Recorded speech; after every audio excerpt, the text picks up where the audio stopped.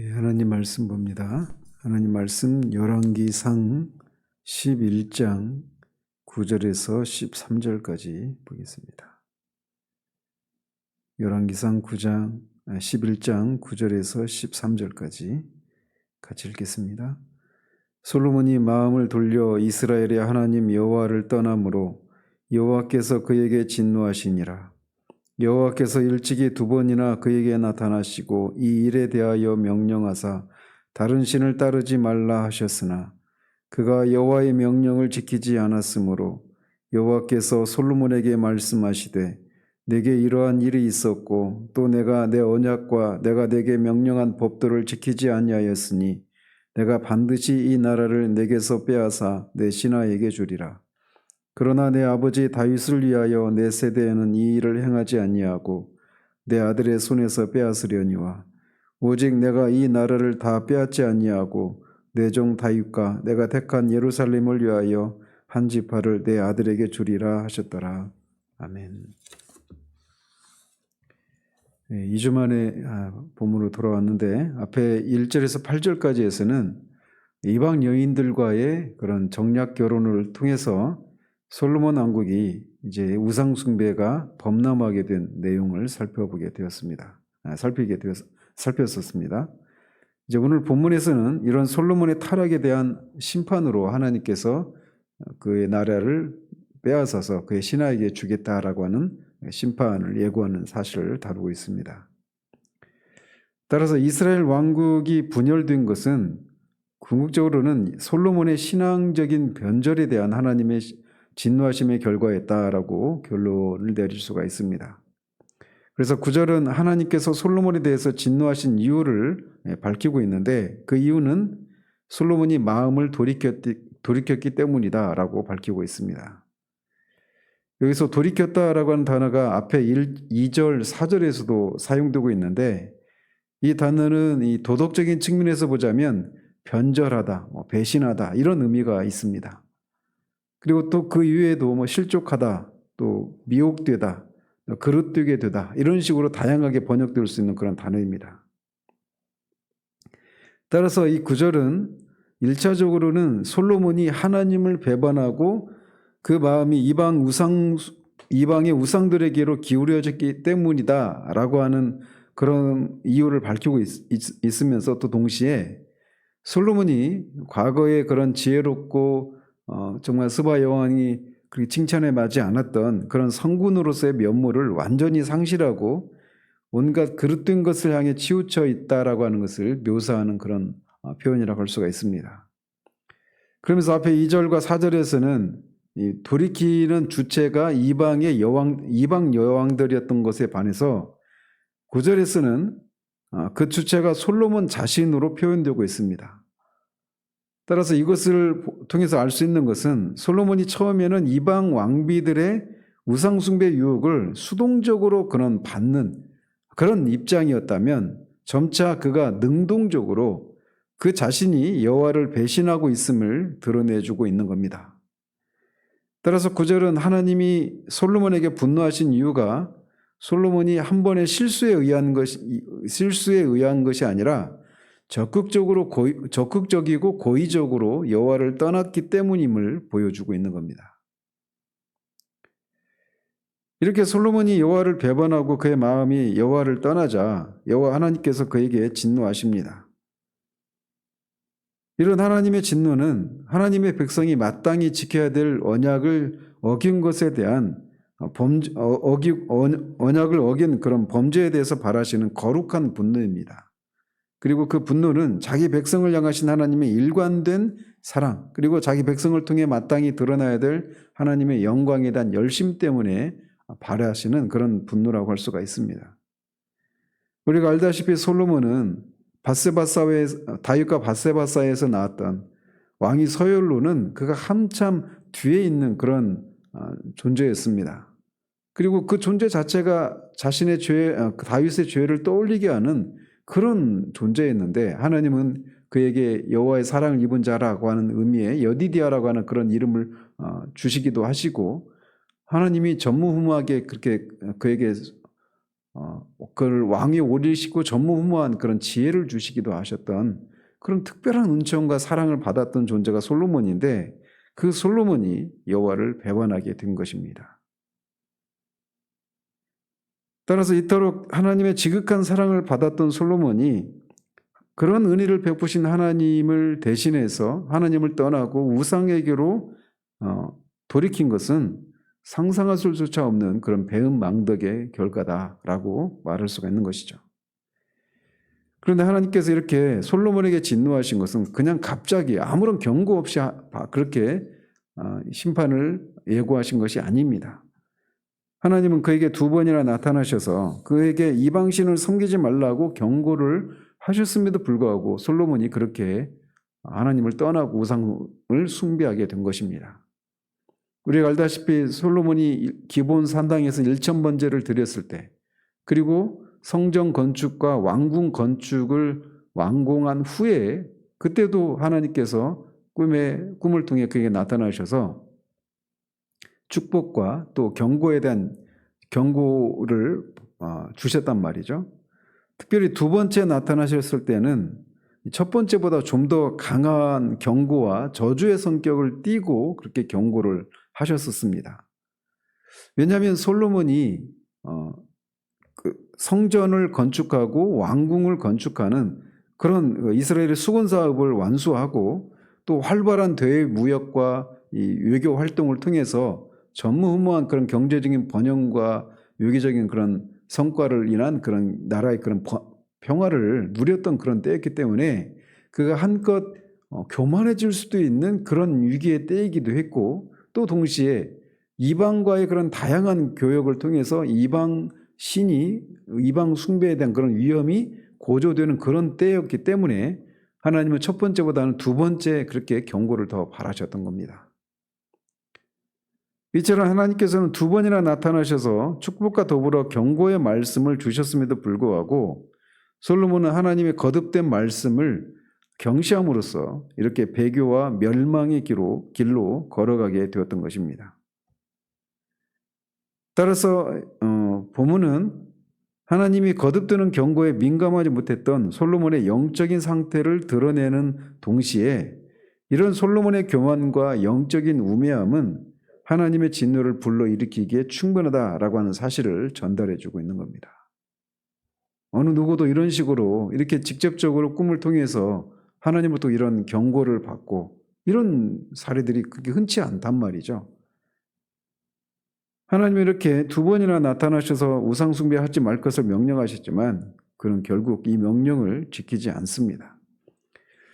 여기서 지켰다라고 하는 말이 단어가 원문을 보면 수동적으로 지키다 이런 뜻도 있지만 보다 능동적으로 준행하다, 보존하다 라고 하는 그런 적극적인 뜻도 같이 있습니다. 따라서 우상 숭배를 하지 말라라고 한 이 명령은 그 명령 자체를 의무로 여기고 지킬 뿐 아니라 이 주어진 명령이 깊이 공감하고 기쁨으로 그것을 실천하고 지속적으로 지켜나가는 것을 의미하는 겁니다. 그렇게 그 명령에 공감을 하고 지속적으로 기쁨으로 그 명령을 수행해 나가야 된다. 이런 의미가 있단 말이죠. 즉 솔로몬은 신정 왕국의 통치자로서 하나님의 명령에 대해서 바로 이렇게 적극적인 순종의 태도를 가졌어야 했단 말이죠. 여기서 적극적인 태도라고 하는 것은 솔로몬 자신만 하나님의 명령을 지킬 뿐만 아니라 그가 통치의 대상인 이스라엘 백성들도 이런 우상숭배 범죄에 빠지지 않도록 돌봐야 할 의무가 있었다라고 하는 것을 함축하고 있는 겁니다.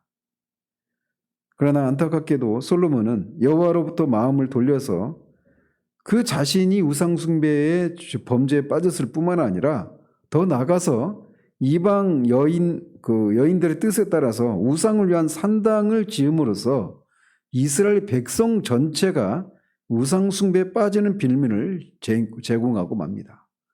윗물이 맑아야 아랫물이 맑다라고 하는 우리말 속단처럼 그가 이스라엘의 통치자로서 하나님이 주신 그런 전무후무한 그런 지혜를 가진 솔로몬이 이렇게 솔선수범해서 여호와도 섬기고 우상도 섬기는 그런 일을 하니까 그런 지혜로운 왕이 그렇게 하니 뭐 우리 백성들 입장에서는 그렇게 따라갈 수밖에 없었던 것이죠.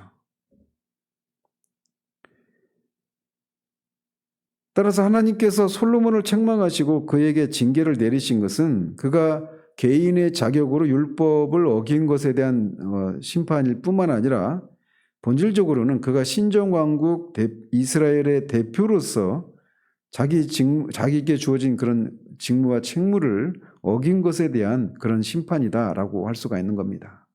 그래서 성경에도 많이 맡은 자에게 많이 물으신다라고 말씀하시지 않습니까? 야고보사도 선생 되기를 힘쓰지 말라고 그렇게 하는 이유도 바로 여기에 있는 것입니다. 많이 맡은 자에게는 많이 물으십니다.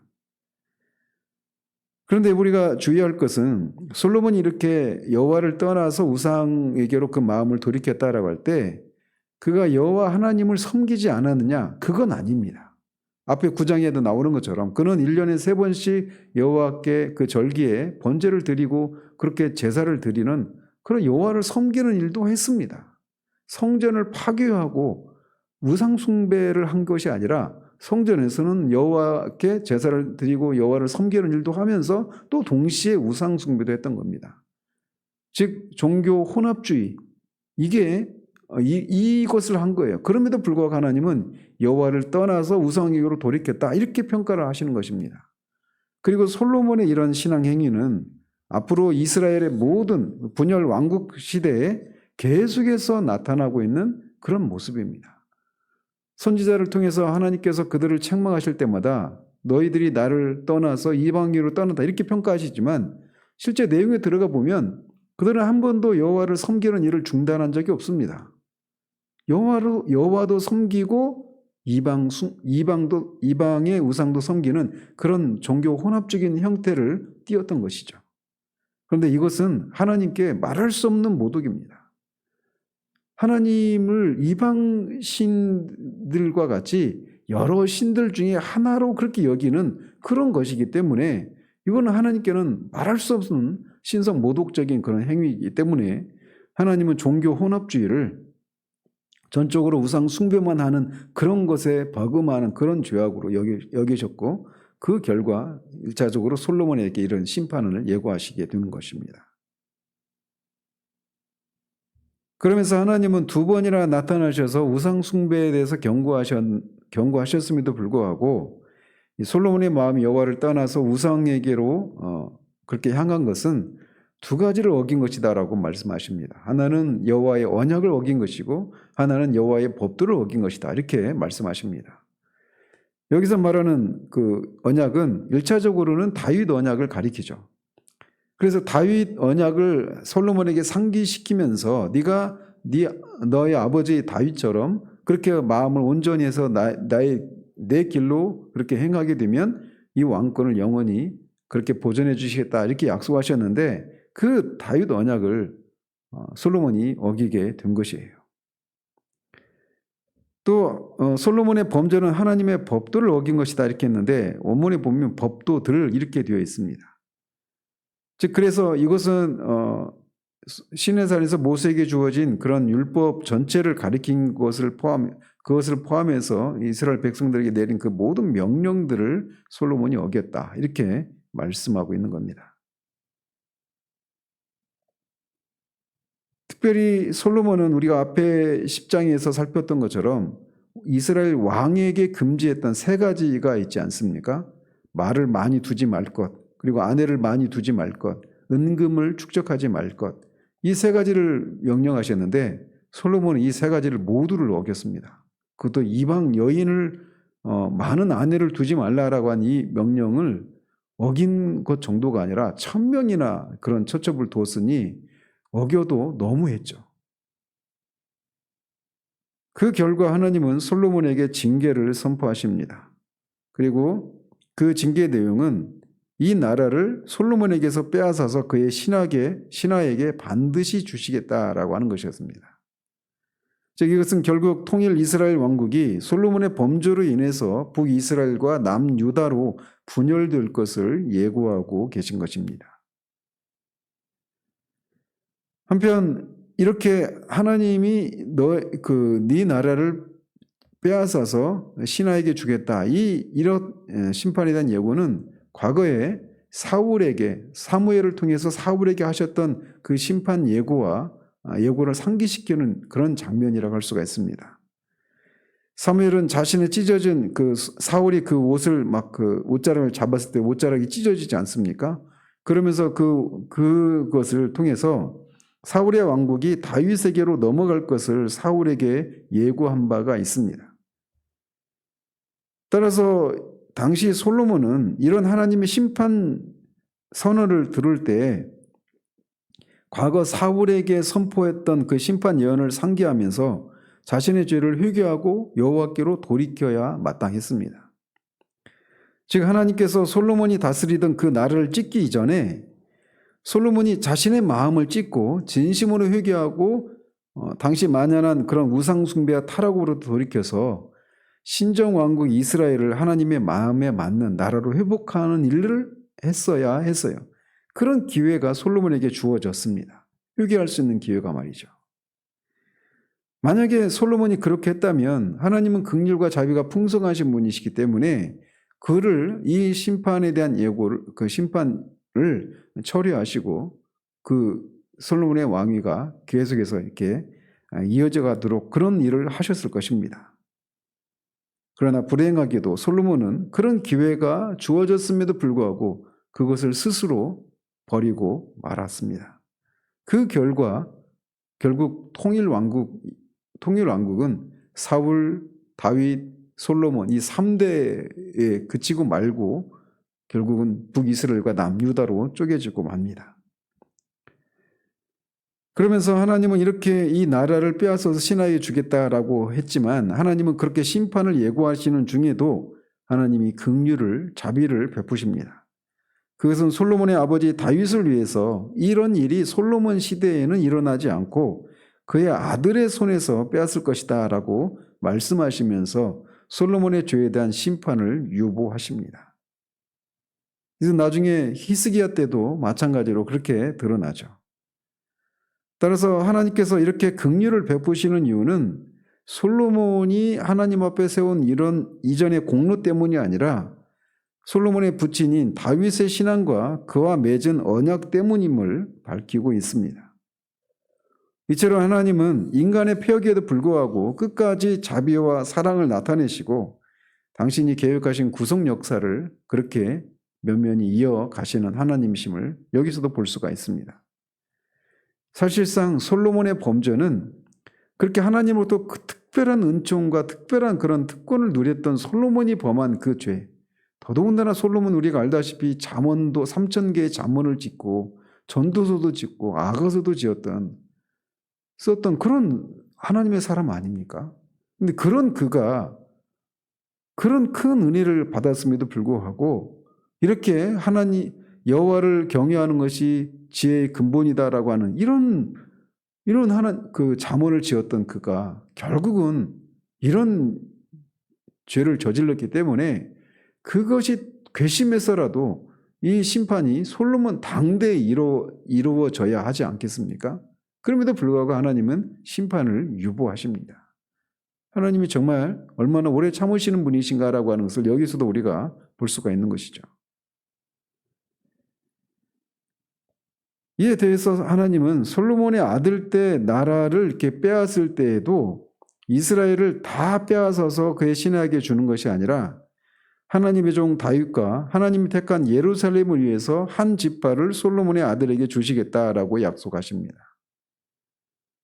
여기서도 알다시피 하나님이 택한 예루살렘이라고 하는 이런 표현을 통해서 예루살렘이 다른 도시들에 비해서 다른 성읍들에 비해서 특별한 주의를 가지고 있는 것을 여기서 말씀하고 있는데 그것은 바로 거기에 하나님의 임재의 상징인 성전이 있기 때문에 예루살렘을 특별히 이렇게 예우하고 있는 이런 말씀을 하고 있는 것이죠. 그리고 한 지파를 주시겠다라고 할 때 그 지파는 바로 유다 지파를 가리키죠. 그러면서 이것은 하나님께서 이렇게 유다 지파를 지목하신 것은 솔로몬이 유다 지파이기 때문이기도 하지만 더 나아가서는 유다 지파를 향한 야곱의 축복을 성취하기 위한 것이다라고도 볼 수가 있습니다. 그래서 야곱이 죽기 전에 그의 아들들을 축복하면서 유다에게는 유다가 네 형제의 찬송이 되리라 이렇게 예언하고, 또 규가 즉 그 통치권이 유다를 떠나지 아니하며 통치자의 지팡이가 그 발 사이에서 떠나지 아니하리라 이렇게 축복을 예언했는데, 그 야곱의 예언이 구체적으로 어떻게 성취되고 있는가를 여기서 밝히고 있는 겁니다. 아무튼 이렇게 하나님은 두 번이나 솔로몬에게 나타나서 우상 숭배의 죄를 저지르지 말 것을 경고하고 그 죄를 지었을 때 있게 될 그런 저주를 선포하셨음에도 불구하고 솔로몬이 결국은 하나님을 떠나서 이방에게로 돌이키고 그것에 대한 하나님의 심판을 예고하시는 장면을 우리가 보게 됩니다. 그리고 이 심판 선언은 결국 그의 아들 르호보암 때에 성취되고 말죠. 즉 하나님의 말씀이 이렇게 반드시 성취된다. 부정적인 저주의 말씀이든 심판에 대한 말씀이든 아니면 축복에 대한 말씀이든 하나님의 말씀은 반드시 성취된다라고 하는 것을 여기서 우리가 또 볼 수 있는 것이죠. 이처럼 하나님께서는 하나님의 말씀을 반드시 성취하실 뿐만 아니라 성취하시는데, 그런 과정에서도 하나님이 긍휼을 베푸시는, 자비를 베푸시는 이런 모습을 보여주고 있어요. 따라서 연약한 인간들이 하나님의 은혜를 입을 수 있도록 이렇게 자비와 긍휼을 베푸시는 이런 하나님이심을 우리가 기억하고 하나님의 말씀에 순종하는 가운데 그의 은혜를 사모해야 할 것입니다. 따라서 우리가 믿는다라고 할 때는 그 믿음의 내용에 대한 지식이 없이 믿는 것은 불가능합니다. 그래서 믿음의 본질적인 내용은 믿음의 내용, 그것을 아는 것, 그것을 아는 것, 그리고 그것에 동의하는 것, 그리고 그것이 반드시 약속하신 것은 반드시 이루신다라고 하는 그런 확신이 반드시 믿음의 요소에는 있어야 되는 것이죠. 따라서 이 하나님의 말씀을 통해서 하나님이 약속하신 것이 무엇인가를 아는 것이 있을 때 거기에서 믿음이 나오는 것입니다. 솔로몬은 이렇게 하나님이 심판을 예고를 받고 그에게 분명히 회개할 기회가 있었음에도 불구하고 그는 그 기회를 살리지를 못합니다. 그리고 그는 결국 그렇게 불행한 최후를 맞이하죠. 이런 사실을 통해서 우리에게 말씀해주고 있는 것, 구약성경 전체가 말하고 있는 것이기도 하죠. 그것은 인간이 전적으로 하나님의 은혜가 아니면 아무런 소망이 없는 존재라고 하는 것을 보여주는 것입니다. 따라서 이런 인간을 구원하기 위해서, 인간이 할 수 없는 그 일을 위해서 다른 구원자가 우리에게 필요하고 바로 그분이 다윗의 후손으로 오실 우리 주 예수 그리스도임을 우리가 알게 되는 것입니다.